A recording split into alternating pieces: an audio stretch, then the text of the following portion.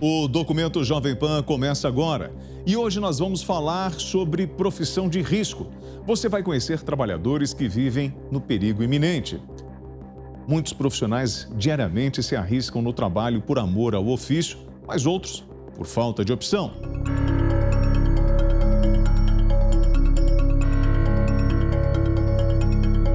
São homens e mulheres dispostos a enfrentar o medo.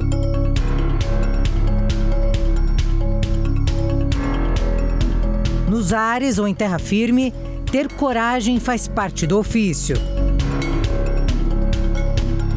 Hoje, o Documento Jovem Pan fala sobre profissões perigosas. Pessoas que saem de casa todos os dias e não sabem se vão voltar. Aqui, você vai ver a vida em risco.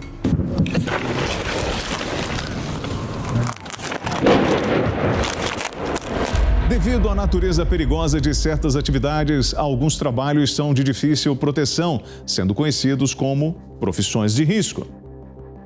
Embora ninguém esteja a salvo de ir trabalhar e não voltar para casa, existem alguns profissionais, de forma especial, que lidam com essa sensação todos os dias. Um dos ofícios que a gente mostra agora é o correspondente de guerra.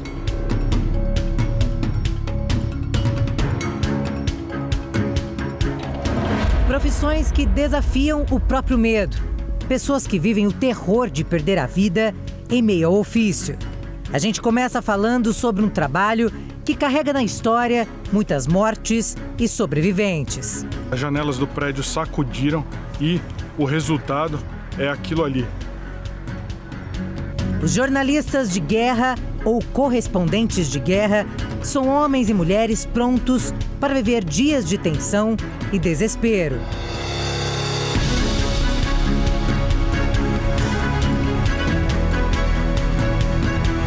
O conflito não é algo a se temer apenas para quem vai à luta, mas também para quem vai precisar colher informações para manter o mundo inteiro informado. O profissional desta área deve ter um amplo conhecimento do território onde irá trabalhar e saber aspectos culturais, geopolíticos, econômicos e sociais.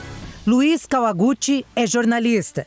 É ele quem aparece nestas imagens tentando se proteger de um bombardeio. Ele tem no currículo 3 guerras: Haiti, República Democrática do Congo e Ucrânia. É difícil a gente comparar os dramas de cada guerra, mas eu acho que a Ucrânia ela foi mais complicada por causa da escala da guerra. Ou seja, muitas pessoas combatendo, muitas cidades sendo afetadas ao mesmo tempo.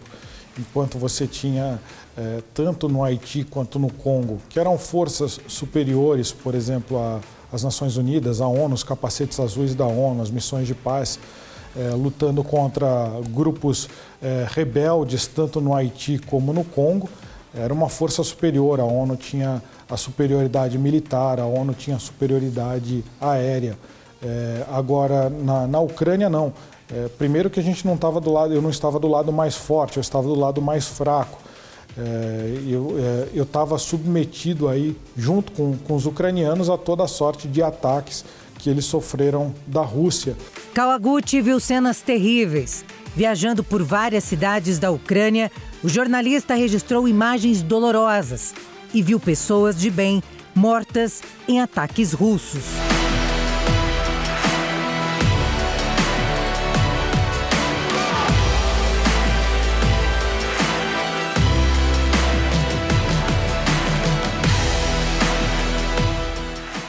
Você vê pessoas com suas famílias destruídas, você vê feridos de guerra, você vê pessoas que acabaram de perder suas casas, suas coisas, infelizmente até seus familiares. Então, eu acho que esse é o grande desafio, você tentar trazer um pouco o que aquilo significa para as pessoas, mas você tentar passar isso da forma mais imparcial possível. Por muito pouco, o correspondente de guerra e 2 colegas jornalistas não perderam a vida. O carro em que eles estavam foi alvo de bombardeios. O maior risco foi quando eu eu fui com um grupo de jornalistas, nós tentamos nos aproximar de uma cidade, de uma pequena vila ucraniana que ficava muito próxima à frente de batalha, muito próxima ao território controlado pelas tropas russas. E quando nós chegamos nesse pequeno vilarejo, nós fomos surpreendidos porque o vilarejo já havia sido conquistado pelos russos.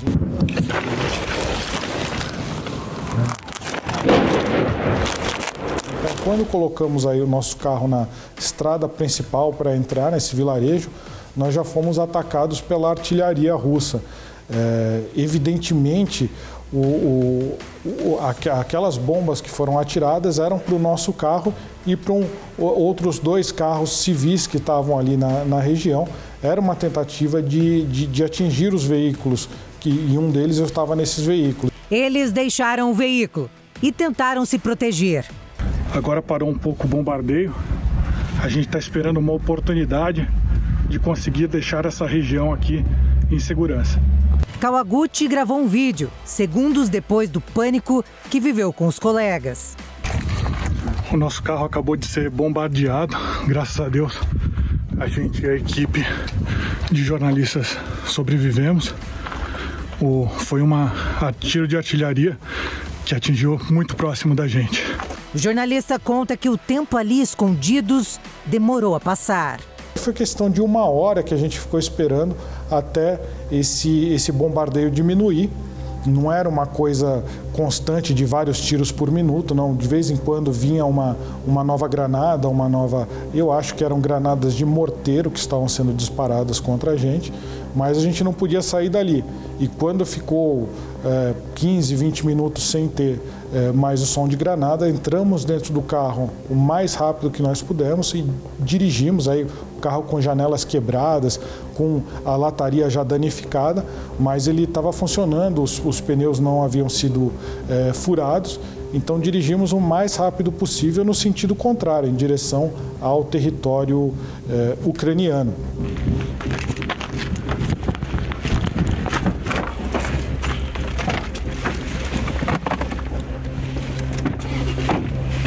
Já dentro do carro, com marcas da violência russa, eles seguem em busca de um lugar seguro. Todos em silêncio. O medo toma conta da equipe. A primeira granada de artilharia caiu muito perto do nosso carro, muito perto. A sorte é que o carro era blindado, vidro blindado. Ele estilhaçou, mas ele não voou em cima da gente.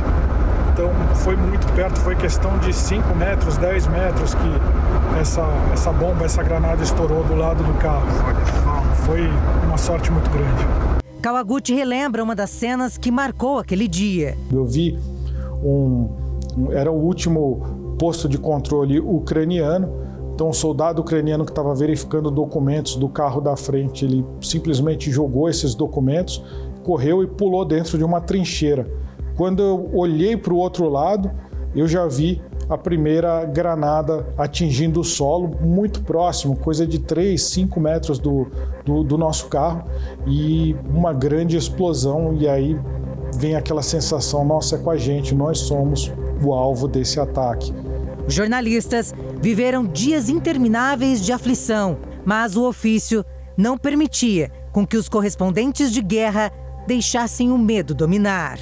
Aconteceram quedas de mísseis nas cidades onde eu estava e você vai tentando controlar o seu emocional e tentar se expor o mínimo possível ao risco, mas para você conseguir algumas das entrevistas, algumas das informações, você tem que ir para a área de risco. Então, o desafio é você tentar achar um equilíbrio entre o risco e a necessidade de trazer a informação. Kawaguchi explica que para se manter seguro é necessário respeitar os códigos de conduta ética da profissão e saber manejar as situações de risco. Eu sou jornalista, eu não sou um militar, então eu não sabia exatamente, eu sabia de algumas condutas por conta de treinamentos que a gente faz para poder fazer esse tipo de cobertura, mas eu não sou um militar, então eu ficava pensando como que eu vou sair daqui. eu vou sair de carro, eu vou sair a pé. Você pensa em várias, enquanto está acontecendo o bombardeio, você está preso ali numa posição, você fica pensando como eu vou sair dessa situação. Isso é um pouco desesperador. Qual que será a melhor conduta a tomar, qual que é a melhor rota de fuga? No final nos reunimos, eu e os outros 2 jornalistas, e decidimos que o mais correto seria voltar de carro pelo mesmo caminho que a gente havia vindo. Depois eu olhei e falei, não, foi uma decisão correta. Se a gente tentasse escapar a pé, a gente estaria exposto a campo minado, a gente estaria exposto a uma série de outros riscos. Então o risco de você ser identificado pelo fato de estar num carro, um veículo maior, você tem mais chance de ser identificado, mas você consegue deixar a região de uma forma mais rápida.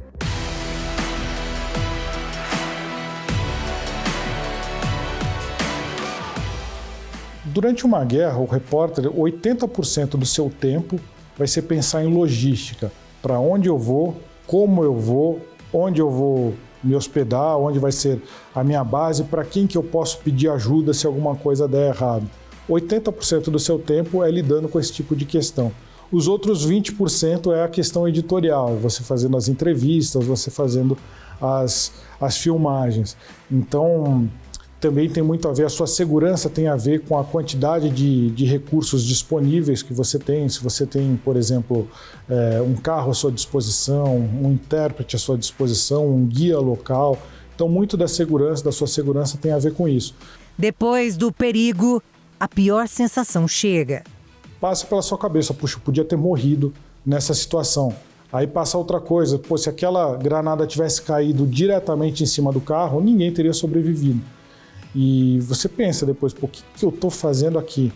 Mas isso faz parte do processo emocional. Você primeiro tem uma fase de euforia, depois essa euforia vai diminuindo e você começa a sentir uma tristeza. Eu senti durante 2 dias essa questão da tristeza, e é uma coisa que você não consegue controlar. Mesmo você sabendo que ela vai acontecer, você não consegue controlar. Mas aos poucos ela vai passando.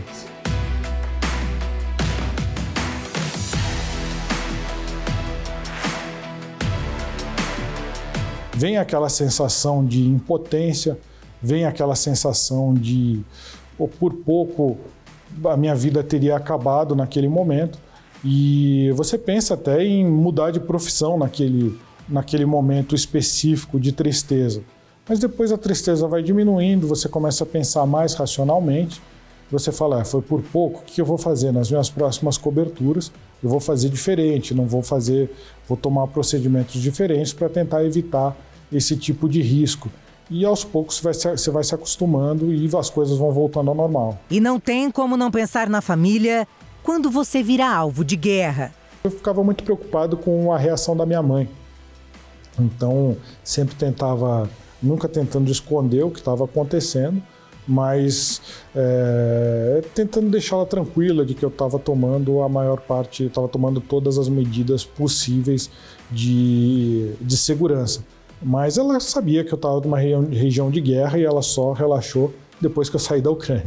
De todas as experiências que viveu, o conflito entre Rússia e Ucrânia deixou marcas na história do profissional. Você está cobrindo o dia a dia daquela tropa. No Congo era um pouco mais complicado que isso, porque era um combate mais de selva, era um combate de campo aberto, muito similar aí à Guerra do Vietnã, com muitos foguetes, artilharia, helicópteros de combate. Então você tinha o perigo da artilharia, que você não vê exatamente onde que está, você não consegue ver, na verdade, de onde estão partindo os tiros, mas eles começam a atingir próximo da região onde você está. A única coisa que você tem a fazer é tentar ou deitar no chão, procurar um abrigo e torcer para que aquilo não caia diretamente em você.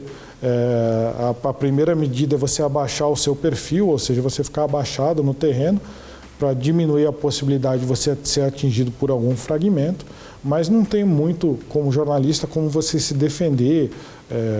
A gente até usa aqueles coletes à prova de bala, capacete, mas isso não é efetivo contra fogo de artilharia. Então é bastante complicado.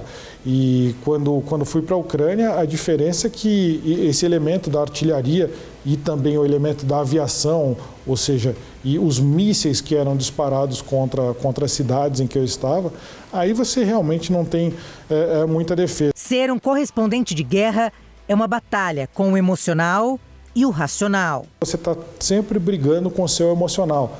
Aquela coisa, eu não vou me expor desnecessariamente, mas chega uma hora que as informações que chegavam para mim na cidade de Lviv, que era mais próxima à fronteira, elas já não estavam sendo suficientes para cobertura. Então, em determinado momento, eu entendi que era preciso ir para mais próxima, ir para a capital. Mais para frente, a mesma coisa aconteceu. As tropas russas saíram das proximidades da capital e eu achei que seria conveniente, seria imprescindível para o jornalismo chegar mais perto da frente de batalha. Eu fui para Zaporíjia. Então, você vai sempre lutando com o seu emocional. Até que ponto eu posso avançar? Mas você também não pode deixar o medo te tomar, te paralisar. Então você tem que achar um equilíbrio entre o que é sensato, mas você também não pode ficar completamente na situação 100% segura, porque senão você também não consegue as informações.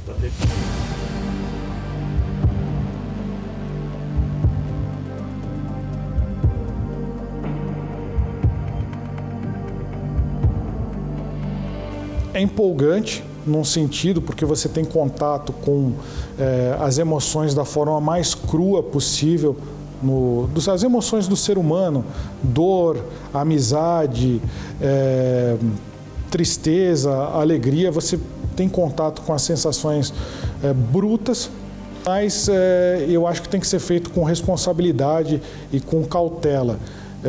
Principalmente a cautela para você se preservar e você não botar em risco, inclusive, as pessoas que você está entrevistando, as pessoas que estão participando, que estão colaborando para dar essas informações. A guerra já provocou a morte de muitos jornalistas na Ucrânia, desde o início do conflito, em 24 de fevereiro deste ano.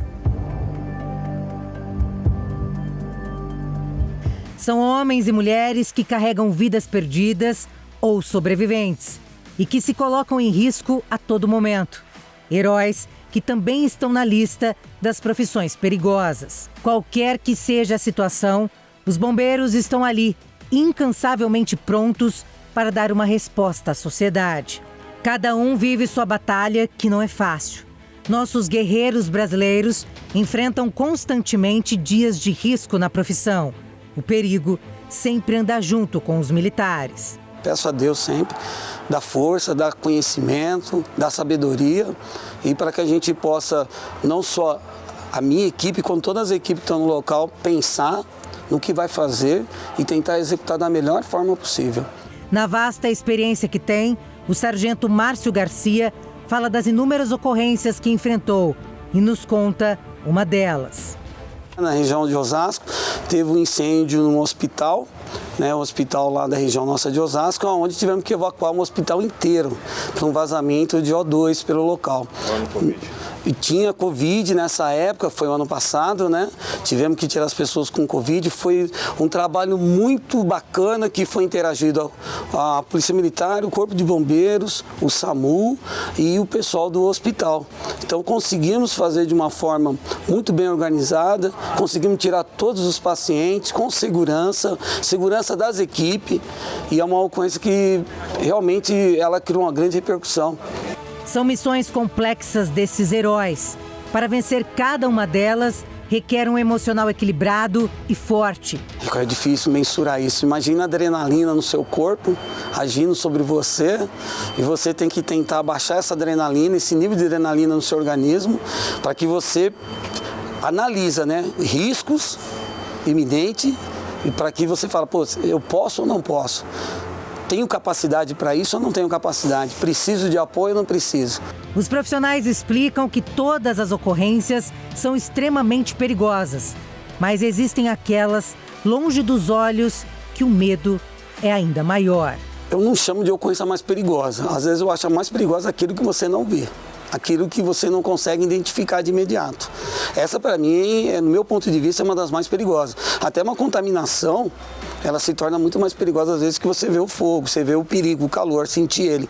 Porque quando você sente, você tem a questão de afastar, você consegue se proteger. Os bombeiros têm como suas principais funções combater incêndios, situações de pânico, busca e salvamento de pessoas e defesa civil. Um trabalho de muito treinamento para aprender a lidar com as diferentes emoções e situações. A gente treina superar o medo, né? Mas ele deve existir, né? Ele deve existir. É um freio para a gente, né? Para que a gente possa atender bem e também não se colocar numa posição de risco mais do que a gente poderia controlar. Então o medo, na verdade, para a gente, ele existe sim, mas funciona como um controle. Não pode perder o medo, não pode perder o medo, né? Não, de jeito nenhum. A gente aprende através de técnicas e a superar, né? a controlar, para que a gente possa fazer o nosso serviço, né? Para que a gente possa fazer o nosso trabalho, ajudar as pessoas e tirar essas pessoas talvez ali de um risco e a gente não se expor demais a esse risco, né? O grupo nos mostra um exemplo de muito risco. Em um acidente de carro, retirar a vítima que ficou presa nas ferragens precisa de preparo e atenção. O perigo ele está em todos os lugares, né? Então, um exemplo, quando a gente vai atender uma ocorrência em uma rodovia, os carros continuam passando por lá e diversas vezes a gente, durante um atendimento, nossos bombeiros já foram também acometidos ali por um acidente, até mesmo por uma distração do motorista que quer ver o que aconteceu e acaba batendo. A gente já teve bombeiros que perderam a vida com isso. Então, o que a gente faz é treinar e atender da melhor forma para que ao longo do atendimento, inclusive, esse perigo aí seja um problema a menos para a gente. O tenente Sandro fala que é impossível separar o profissional do coração. Os dois andam juntos. Toda ocorrência é uma história que se carrega no peito. Somos humanos, né?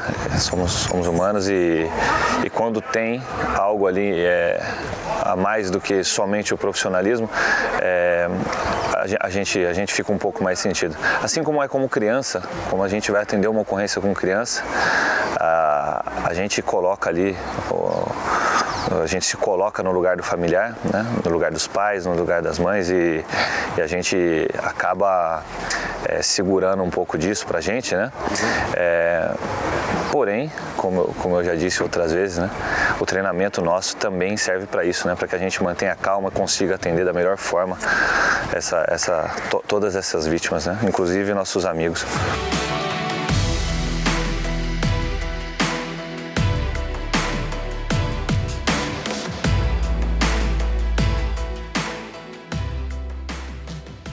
Eber tem o mesmo pensamento do amigo de farda e conta para a nossa equipe que a emoção muitas vezes faz parte do ofício. É uma linha tênue, né? A gente fala quando a ocorrência envolve criança, né? É muito mais sensível atender uma ocorrência com vítima e tem criança. Às vezes a gente deixa de ouvir a razão ali e acaba indo para o lado da emoção.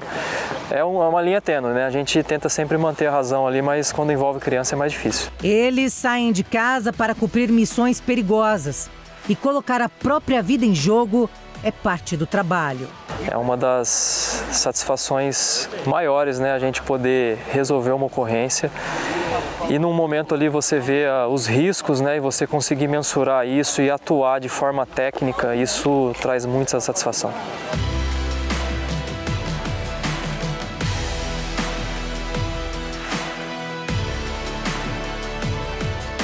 O medo ele nos ajuda, né? A gente passa por diversos treinamentos, muitos cursos, especializações, isso nos dá a capacidade de atender as ocorrências, né? Mas o medo é o que segura a gente para não cometer erros. Caian é soldado e está em treinamento. O sonho de criança de ser bombeiro é uma realização que ele sabe que custa caro. Por trás dessa farda tem um pai de família, né? Tenho minha esposa, tenho minha filha de 6 anos e eu procuro, né, dar o melhor de mim, né, cuidar da minha segurança, cuidar da segurança dos meus companheiros, a fim de chegar em casa tranquilo para poder abraçar as duas.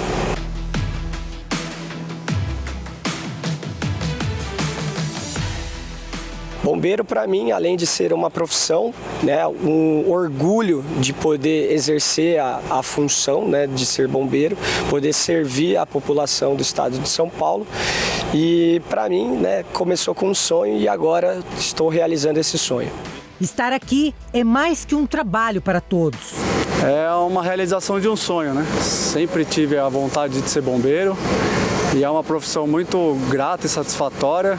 Poder ajudar os outros é a melhor profissão que tem. Ser bombeiro é lidar com o perigo todos os dias e ter a resiliência de passar cada etapa do curso e tanto das ocorrências também.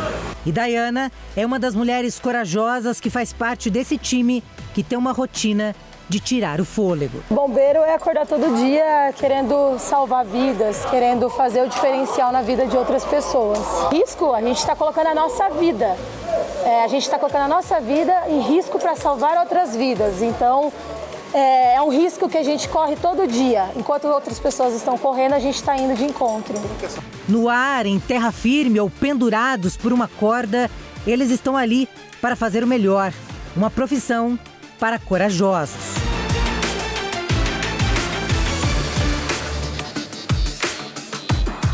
E o que não falta é profissional cheio de coragem. Silas não é bombeiro, mas vive assim, nas alturas. A profissão dele é deixar fachadas de prédios impecáveis.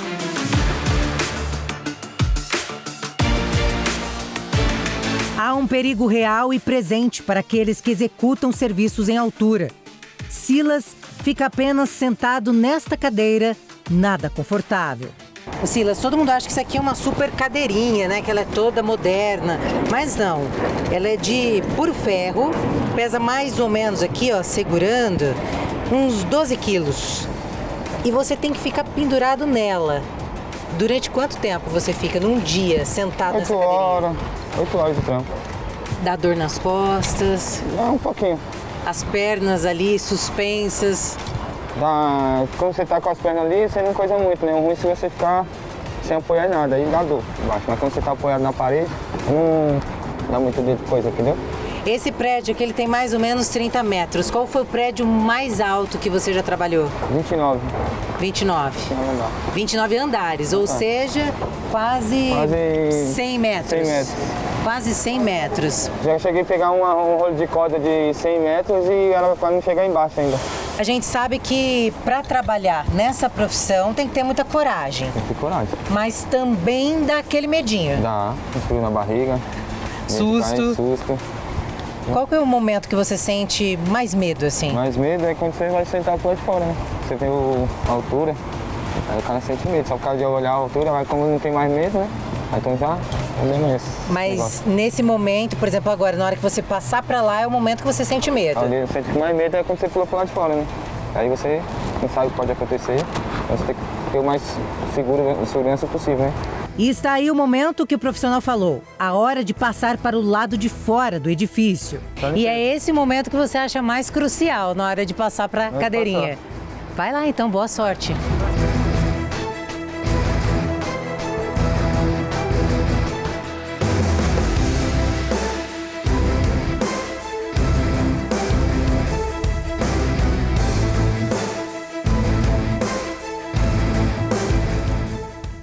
Há 8 anos, ele vive assim, pendurado em cordas e limpando prédios da capital paulista.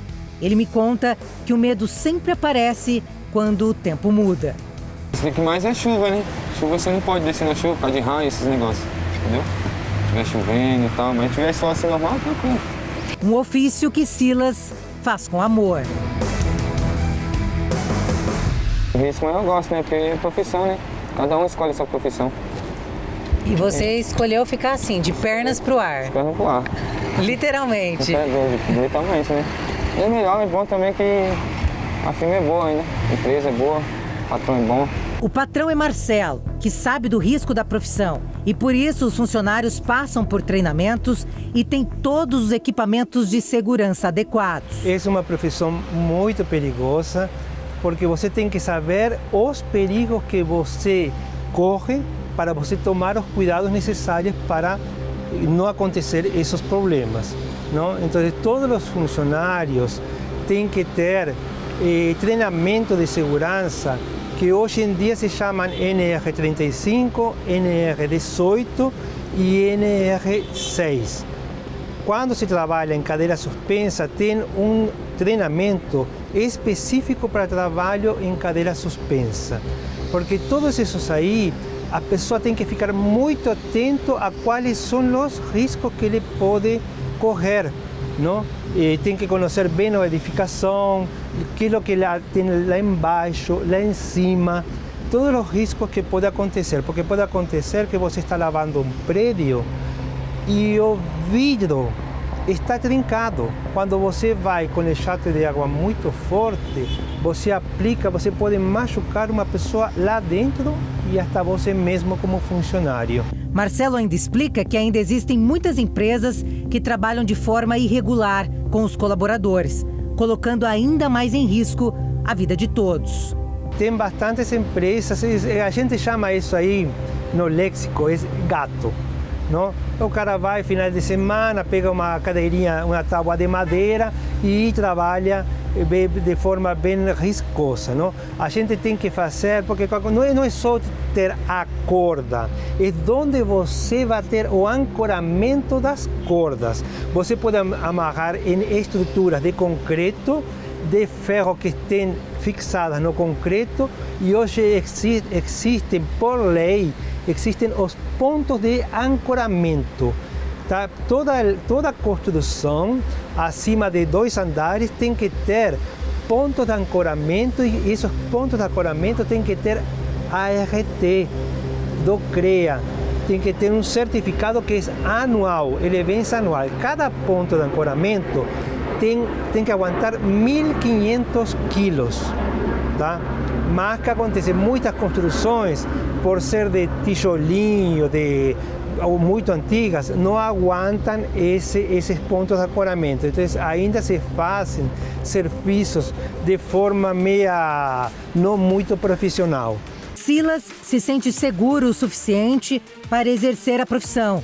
Eu resolvi conversar mais um pouco com ele em um dos andares. O Silas continua na limpeza aqui do prédio, a gente encontra com ele nesse andar, e ele aqui, firme e forte. Pedi para ele dar uma paradinha, porque senão ele dá um banho na gente aqui. Vamos abrir essa janela para bater um papo. Silas, nesse prédio, qual é a dificuldade que você encontra para fazer a limpeza? Para fazer a limpeza? Até que isso não tem muita dificuldade não, mas já peguei prédio mais difícil. Mais difícil. Você estava me falando de prédio com vidros. Prédio com vidro também é ruim. Como que você tinha que trabalhar no tipo de prédio assim? Com ventosa, né, para segurar no vidro, aqueles que colam no vidro, entendeu? Ali é perigoso demais. Porque daí você tinha que grudar a ventosa para se segurar. Se segurar, né? Que é muito mais difícil. É mais difícil. E quando batia o vento? Aí você jogava você lá longe. Aí quando voltar é capaz de bater no vidro, quebrar o vidro, entendeu? Então é mais difícil, eu acho. É legal falar que você tem que ter um preparo físico muito bom, porque o tempo todo você fica aí suspenso nessa cadeirinha. As suas pernas hoje estão nessa posição, mas geralmente não ficam assim. Não, geralmente elas ficam esticadas. Elas ficam esticadas. E o que você faz para minimizar a dor, o desconforto? Aí eu fico me movimentando, né? Vou pra lá, vou pra cá, balança pra um lado, balança pro outro. Estica a perna. Estica a perna, vai e volta. E o cansaço? Como lidar com o cansaço aí em cima? Dá mais dor nas costas, né? Você fica baixando para lá sentado, aí dá mais dor nas costas. Porque não tem onde você apoiar. Não tem onde apoiar as costas. Aí a gente percebe que você sempre fica aí abraçadinho na cadeirinha, porque é uma forma que você tem também de aliviar a coluna. É, de aliviar a coluna. Às vezes você fica assim, tá bom. Vai se ajeitando. Vai se ajeitando e vai ficando de boa. E tem uma curiosidade do Silas, porque antes dele assumir esse ofício, ele trabalhava numa padaria, foi padeiro, foi confeiteiro, sempre gostou de fazer doces e decidiu então largar tudo e se aventurar, foi isso? Isso mesmo. Por quê? Porque eu gosto, né? Gostei do trampo. Não tem muita pesação muito no seu serviço, entendeu? E o amigo de Silas, que desempenha o mesmo trabalho, fala que com 30 anos de experiência, ainda existe o medo. Mas no fundo ainda tem aquele medinho ou não? Tá, tem, sempre tem, né? Um pouquinho ainda tem, lá no fundo tem, não é que é 100% assim, né? Porque você nunca sabe o que pode acontecer. A gente não sabe o que pode acontecer, né? Cid Nelson conta que tudo o que conquistou veio do trabalho de risco. A minha família, né, tem umas casinhas de aluguel, trabalho, meus carros também, né? Tem um carro de trabalho, um de passeio, né? Então, assim, pra mim já tem uns troquinhos de vez pra gastar quando a reserva, né? Então, conquistei bastante coisa, tá? Me sinto bem, né? Enquanto isso, Silas termina a limpeza e quase dá um banho em todo mundo. Precisa me dar banho não, Silas? Banho. Enquanto a gente conversa aqui com o Ribas, o Silas dá um banho na equipe, literalmente. Silas? Oi? Obrigada Silas. Pelo banho. Esse é um apaixonado pelo que faz, mesmo vivendo o perigo diário. Silas lembra da mãe, que o apoiava na profissão e tinha um sonho de um dia vê-lo na TV. E hoje, se ela estivesse aqui vendo você dando essa entrevista? Ixi, eu ia ficar feliz, hein? É? Eu ia ficar feliz. Mas meu filho trabalhando pra TV. Já pensou? Ixi, ela ia falar como? Quer dizer, você vai me ver na TV. Você falava isso pra ela? Falava. E fazendo uma coisa que você gosta muito. Coisa que eu gosto, né? Se hoje você precisasse escolher uma profissão, qual seria? Eu prefiro ficar nesse aqui mesmo, que eu já conheço, né? Cada carreira tem suas particularidades, vantagens e desafios. Escolher uma profissão de risco é seguir firme no propósito de que tudo pode acontecer. O que você vai ver é uma profissão de arrepiar. E levar um bote é quase que corriqueiro.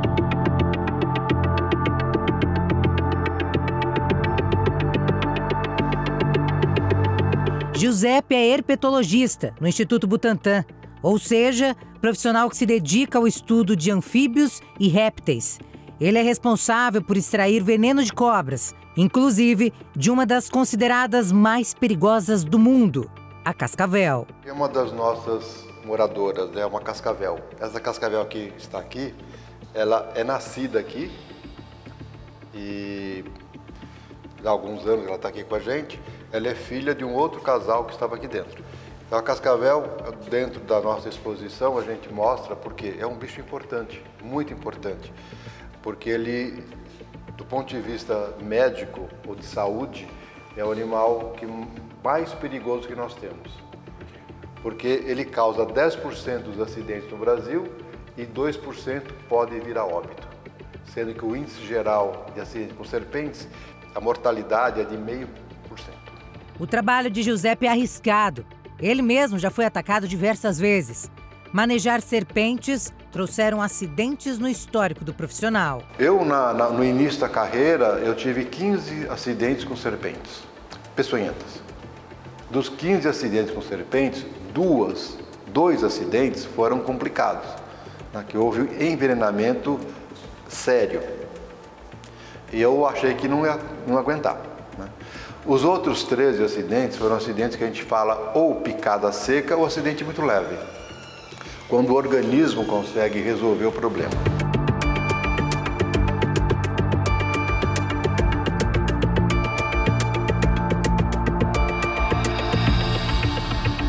Ele aprendeu e muito. Hoje sabe o quanto é importante respeitar esse animal. Coisa muito importante que eu aprendi durante a minha trajetória aqui no Butantan foi respeitar as cobras. Por quê? Porque lá no começo, que eu comecei a trabalhar com elas, eu fui acidentado. E foram 2 acidentes muito complicados, né? E eu parei, num certo momento eu falei, tem alguma coisa errada.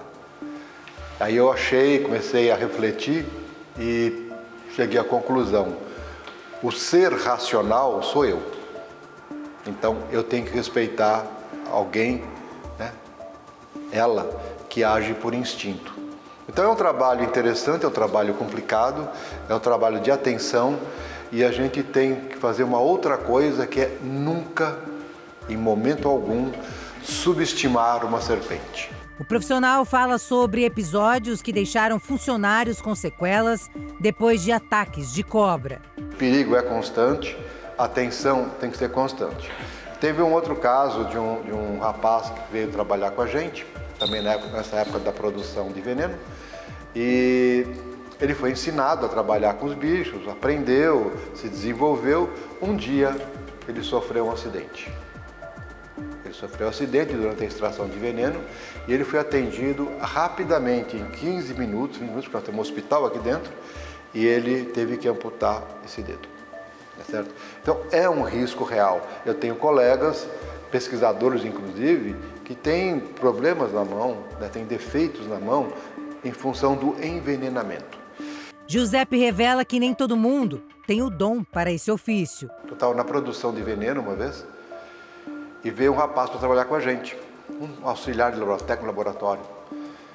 Só que ele não sabia onde ele ia trabalhar. Quando ele foi designado para o laboratório de produção de veneno, ele chegou, entrou, olhou e o diretor falou assim: você pode receber o fulano? Eu falei: sim.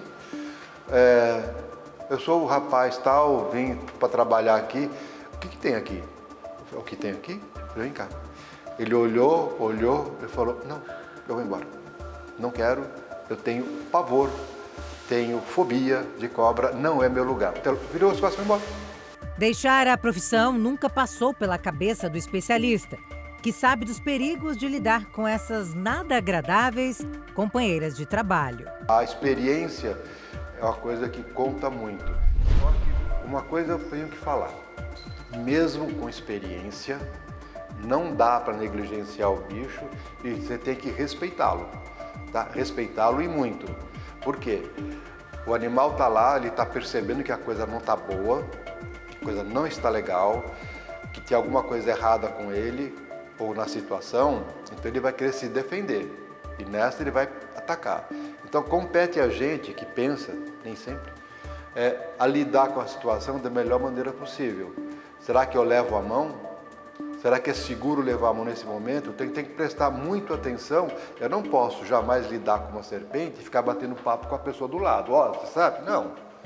É foco naquilo. São 51 anos ao lado do perigo, mas tempo de orgulho e satisfação, como ele conta. A paixão pelo Butantan me levou a entender as cobras, né, que foi acabando de entender. E uma outra coisa muito importante, eu gosto de ensinar. Então aquilo que eu aprendo, eu gosto de ensinar as pessoas. Né?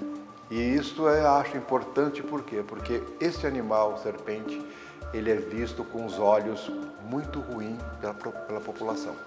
Animais que fazem todos recuar. Chegar perto é quase que uma tortura para muitos. Mas quem precisa conviver faz da companhia dos animais um grande aprendizado.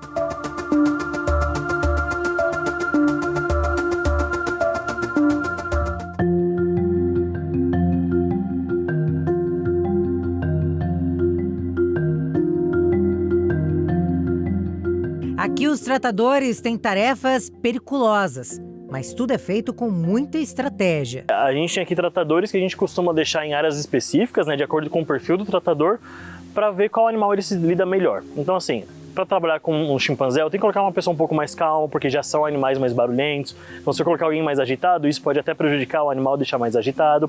E com o tempo, a gente vai pegando a confiança no animal e eles na gente também. Mas isso não quer dizer que por essa confiança a gente vai passar dos limites. Ele explica que tem animais que o contato é um pouco mais tranquilo. Já outros, não existe a possibilidade de aproximação. Então a gente tem o contato protegido, todos os animais que permitem esse contato protegido, que tem um lugar para a gente prender, a gente vai prender para fazer o manuseio. Outros animais a gente já consegue entrar e ficar mesmo sem um contato, mas sempre respeitando o limite. Então se o animal está num lugar eu estou em outro, eu não fico pressionando o animal. Mas essa relação é com o tempo, porque são animais, mesmo estando em cativeiro, né, sob cuidados humanos, são animais que eles são selvagens ainda. Embora um animal eu tenha criado desde pequeno, comigo, um filhotinho, eu sei que quando ele for adulto, ele pode oferecer algum risco para mim. Então eu vou sempre manter esse respeito e essa segurança minha e do animal também. É um trabalho minucioso, que precisa de paciência e um olhar atento. Chimpanzés até parecem gentis, mas são animais selvagens. Antigamente o tratador ele era aquele cara que vem, fez a limpeza, deu a comida e foi embora. Hoje a gente já está com um contexto muito mais, eu não sei se a gente pode dizer humanizado, né, nesse ponto. Porque a gente passa a maior parte do tempo aqui do que na nossa própria casa. Então os animais são praticamente pessoas da nossa família. Então a gente tem que vir, não é só dar comida e fazer a limpeza do animal. A gente, com essa proximidade, a gente consegue ver o que o animal está precisando. Os animais, eles possuem expressões faciais que a gente consegue ver se o animal está com dor, se o animal está bravo. Pô, ele está bravo agora, eu não vou mexer com ele, deixa para mexer depois. Então esse termo cuidador é um pouco mais aconchegante, mostra que a gente já tem um cuidado mais com o animal, que ele não é um simples objeto. Ele sim é um ser vivo, que ele precisa de cuidados, ele precisa da nossa atenção e que a gente dê o nosso melhor para trabalhar com ele. Saber entender os sinais é importante para um tratamento seguro. Cada espécie possui o seu comportamento para mostrar que está acontecendo uma coisa e cada indivíduo também. Então lá nos chimpanzés a gente tem 8 animais, só que eu sei que o Pepe ele vai expressar que ele está sentindo dor ou que ele está bravo de um jeito e a Maria Pia, que é a mãe dele, de outro jeito. Então isso até é legal, esse cuidado do cuidador, essa proximidade, que a gente consegue perceber isso. Então às vezes se o animal está mostrando os dentes é porque quer dizer que ele tá bravo, não está feliz. Então se você chega na frente desse chimpanzé e ele mostra o dente, você quer mostrar pensando, o animal está rindo, não. Às vezes é um comportamento agonístico que a gente chama, que o animal está querendo falar assim, aqui é meu território e eu mando aqui, então eu tô bravo. Então a gente tem que perceber esses sinais sutis. Às vezes uma baixada de orelha, uma orelha para trás, uma narina que incha, a gente fala, essa girafa não tá muito legal, não vou mexer com ela agora. Quando ela acalmar, eu mexo com ela.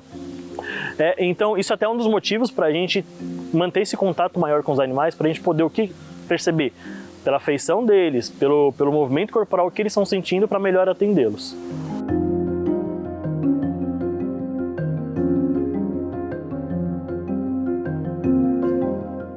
Medo não dá, respeito sempre. É claro que a primeira vez que você chega perto de uma girafa, um animal mais de 5 metros, ou você chega perto de um chimpanzé, vê a similaridade dele com o ser humano, dá aquele friozinho na barriga. Mas quando você vai trabalhando com os animais, como eu tô aqui já há um tempão, o medo vai ficando de lado e o respeito sempre. E o respeito é bem melhor, porque a gente sabe sempre a hora que a gente pode chegar ao animal do que não.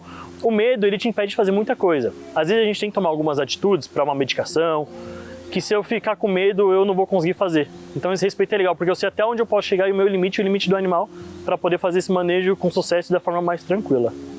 Luan é quem cuida diretamente dos chimpanzés. Para trabalhar com esses primatas, todo cuidado é pouco. Sempre tem um que é mais agressivo que o outro, assim. Com a gente eles são mais tranquilos, porque a gente tem uma convivência maior. A gente não tem esse contato muito próximo, né? Porque eles são animais selvagens.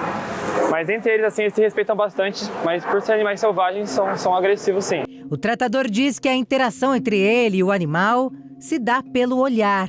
É a expressão corporal mesmo deles e a facial também. O olhar deles pra gente, assim, eles conseguem passar um pouco dessa confiança pra gente, sabe? Então a gente sempre tá um pouco interagindo com eles, essa rotina de chegar, conferir todos eles de manhã ali, dar a medicação, a gente consegue perceber que eles estão bem e tem essa confiança, né? Eles vão permitindo essa confiança pra gente. Né? Aqui tem 2 chimpanzés idosas, a Maria Pia e a Faustina. Elas recebem cuidados especiais logo cedo. Nessa profissão onde o risco é grande, o amor é maior. Gosto, desde pequeno, de pequenininho, eu criava zoológico com brinquedinho e tudo mais. Minha mãe me dava bichinho pequeno. E aí sempre meu sonho foi trabalhar no zoológico. E aí eu consegui entrar no maior do Brasil, da América. E é um sonho que eu vivo, assim. Quando você faz as coisas com amor, é uma gratidão, sabe? É gratificante viver o dia a dia. É um dia a dia de perigo para esses trabalhadores. Só não para quem cuida da alimentação nos bastidores. A gente hoje trabalha com cuidado animal. A nossa missão aqui é cuidar dos animais, cuidar bem, para as mais variadas finalidades, né? O zoológico tem papel de pesquisa, tem papel de conservação, mas muito importante, assim, que a gente fala também, é um dever que a gente tem com aquele indivíduo que está ali, né? Então a gente cuida daquele animal. Vocês vão ver aí nas imagens que as vasilhas, elas vão com o nome do indivíduo, né? Com o nome do animal, com a identificação daquele animal. Então, às vezes um animal vai comer um pouquinho mais, da mesma espécie come um pouco menos, prefere um item, o outro prefere um outro item, e a gente tenta sempre, na medida do possível, seguir isso aqui, né? Claro que o nosso trabalho de nutricionista, ele também às vezes tem aquela parte de dar uma segurada, de não dar aquilo que ele mais gosta, né? Mas isso tudo tem parte dentro de um balanceamento nutricional. E esses aí, que são grandes e pesados?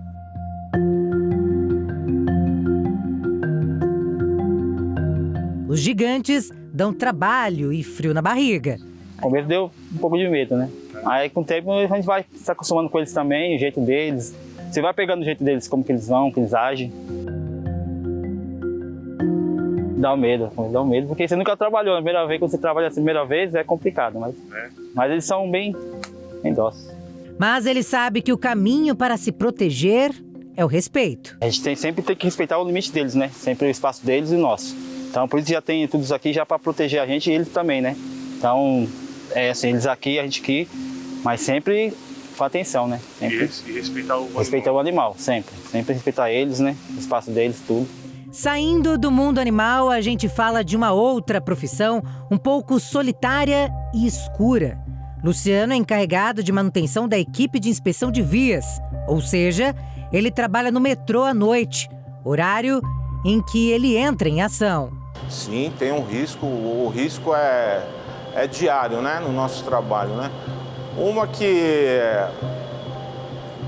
todos os equipamentos aqui você tem que tomar cuidado por onde anda, por onde tropeça, a via é muito irregular, tem o problema da poluição que a gente tem, né, aqui para trabalhar.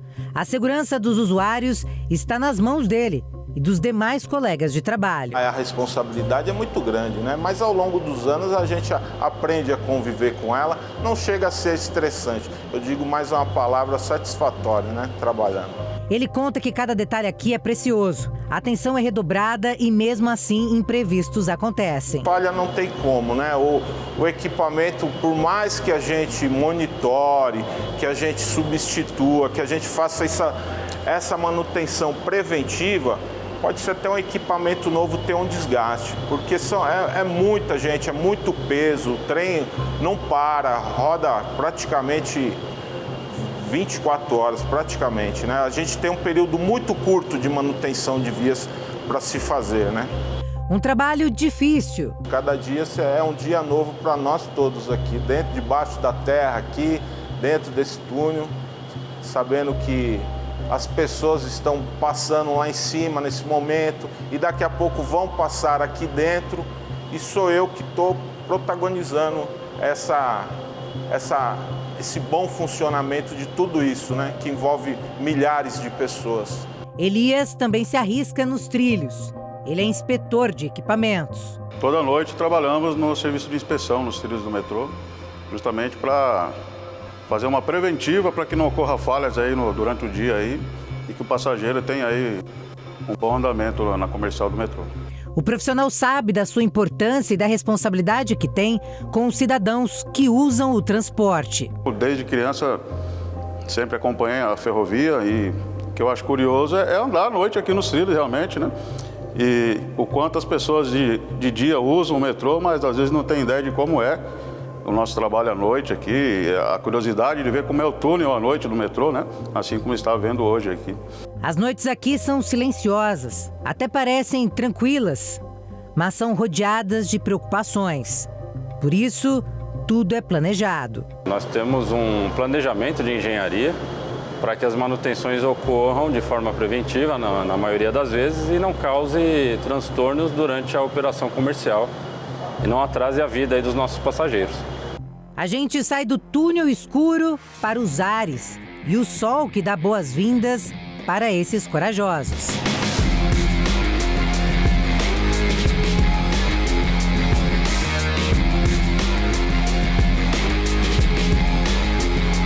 Parece tudo muito bonito, mas não é nada fácil trabalhar com paramotor.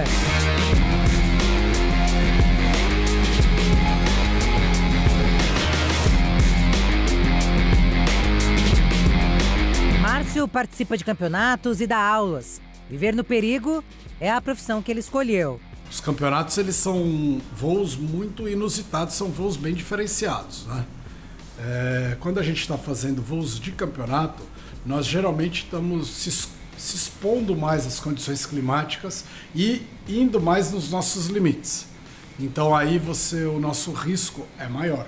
Mas sempre com procedimento a gente consegue consegue elevar bastante o nível de segurança. As emoções podem colocar o praticante do esporte em risco. Você fica tenso, você fica ansioso, esquece alguma coisa, você pode estar se colocando em risco. Mesmo com 23 anos nos ares, ele fica apreensivo. Ainda mais quando vê os alunos iniciando a modalidade. Mas para evitar qualquer problema, o professor desenvolveu técnicas de segurança. Eu pude desenvolver uma técnica especial na qual eu deixo com bastante segurança meus alunos. Então, o esporte, ele por si só já oferece o seu risco inerente.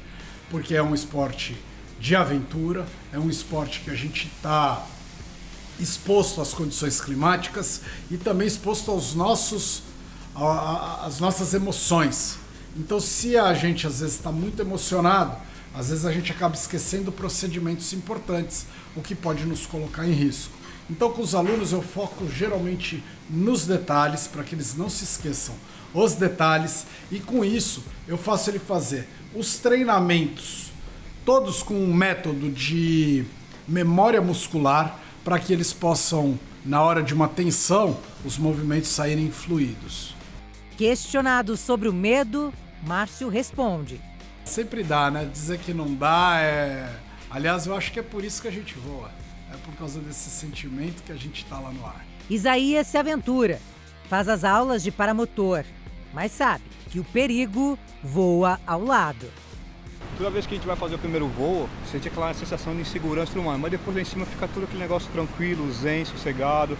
É muito gostoso, entendeu? O voo passa uma sensação de tranquilidade muito legal para você. Então é um negócio bem tranquilo de fazer, é um esporte lindo, maravilhoso para quem gosta de aviação e de voar.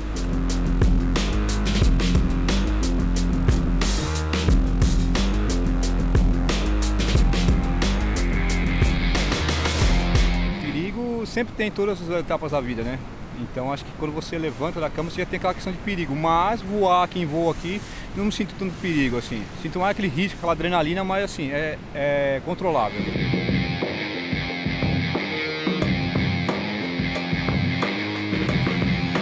A Isabela vive um outro tipo de perigo. Ela fica de olho no céu, mas em terra firme, onde o risco mora. Ela é fiscal de pátio do aeroporto e conta para a nossa equipe o trabalho que exerce para garantir a segurança dela e de todos. O fiscal ele tem que saber o correto posicionamento que essa aeronave vai parquear, por exemplo. Parquear é parar na posição, no T de parada correspondente para cada tipo de aeronave. Por exemplo, o fiscal ele tem que se antecipar antes do recebimento de uma aeronave. Então eu tenho que prever possíveis obstáculos, um mau posicionamento de ponte, por exemplo, pontes de embarque, né? Por exemplo, aqui no Terminal 3 a gente tem posições Lima e Romeu. Então em alguns momentos a gente vai acoplar a primeira ponte ou a segunda ponte ou simultaneamente. Então eu tenho que prever tudo isso. E ela precisa ficar de olho em toda a movimentação. Por exemplo, um operador passar na frente de uma aeronave durante o ingresso na posição, por exemplo, o fiscal ele tem que estar atento a isso, porque existem vias de serviço na retaguarda das posições, não são em todos os pátios, mas em alguns pátios existem, como aqui, por exemplo. Então eu tenho que estar atento a tudo isso. Conduzir uma aeronave como essa não é para qualquer um. Eu que estou conduzindo ele, eu que estou balizando, então eu tenho que ter firmeza, mostrar segurança e parar da melhor maneira possível, da forma mais segura possível.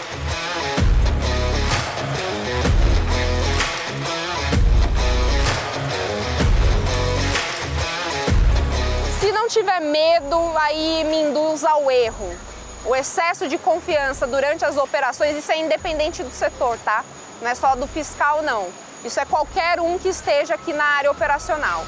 Não existe esse negócio de eu sei tudo ou, por exemplo, eu domino tudo. Não, todos os dias a gente aprende alguma coisa, todo dia é um dia diferente e, assim, excesso de confiança é o que atrapalha durante as operações. Isabela está há 4 anos na profissão e ama o que faz.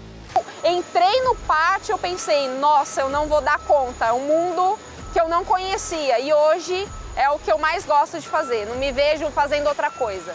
O medo é combustível para enfrentar as dificuldades e prevenir acidentes. Profissionais que vivem o perigo e sabem muito bem como lidar com isso, como conviver com o risco. Muitos estão na profissão por falta de opção, outros por puro amor ao ofício, carregado de desafios.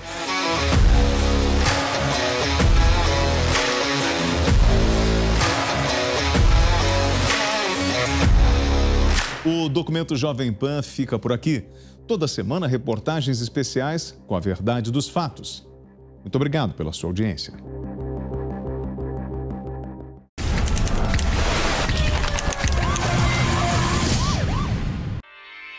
Realização Jovem Pan News.